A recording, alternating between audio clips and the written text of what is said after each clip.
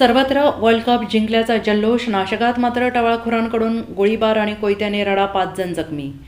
2 दिवसांपासून पूर्वीच नाशिक रोड येथील मुक्तिधाम मागे असलेल्या हॉटेल मथुराचे नितीन सचदेव यांच्यावर कोयता आणि रॉडने मारहाण केल्याची घटना ताजी असतानाच विश्वचषक सामना संपल्यानंतर नाशिक रोड परिसरात आनंद व्यक्त करताना 2 गटात तुफान राडा झाल्याची धक्कादायक बातमी घडली आणि या राड्यामध्ये गोळीबार आणि कोयत्यांचा सर्रास वापर करण्यात आलेला असून 5 जण जखमी झालेले आहेत. आणि याबाबत अधिक माहिती अशी की काल भारताने रोहित शर्माच्या नेतृत्वात T20 वर्ल्ड कपचे विजेतेपद मिळवलं.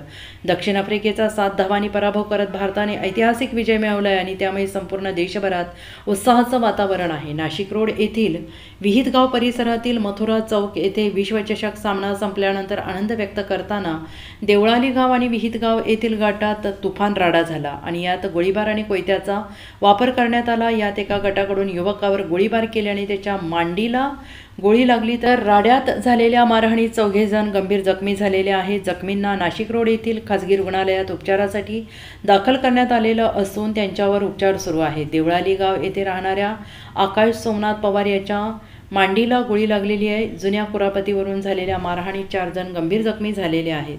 Bureau report SBN Marathi, Nashik.